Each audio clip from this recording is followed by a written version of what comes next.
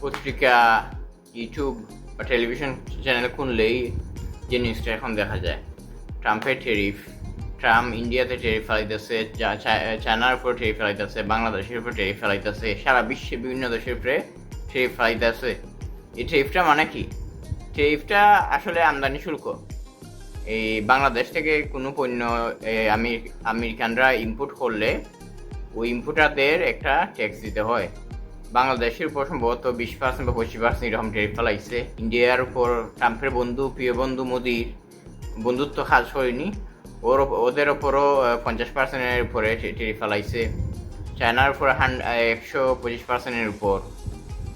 তো যেমন আপনি 100 টাকায় একটা পণ্য কিনলেন, আপনি সরকারকে পণ্য আমদানি করলে কোনো দেশ থেকে সরকারকে যদি 100% ট্যারিফ ফেলায়, আরও 100 টাকা এক্সট্রা দিতে হবে। তো 100 টাকার সাথে আরও 100 টাকা যোগ হলে 200 টাকা। আর 50% ফেলা দিলে 50 টাকা বেশি দিতে হবে। 100 টাকার সাথে 50 টাকা যোগ হইলে 150 টাকা। এটাই ট্যারিফ। এটা একবারে ট্যাক্স, আমদানি কর, সহজ ব্যবসায় বললে। তো বুঝতে পারছেন আশা করি।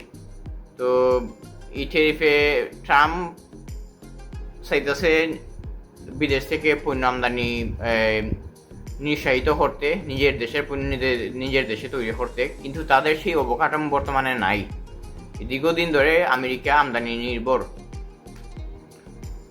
তো এটা উপহারের চেয়ে সাময়িকভাবে ক্ষতিও আনবার সম্ভাবনা বেশি, কারণ ভোক্তাদের অধিক দামে পণ্য, 2 ডাবল 3 ডাবল দামে পণ্য কিনতে হবে আমেরিকানদের।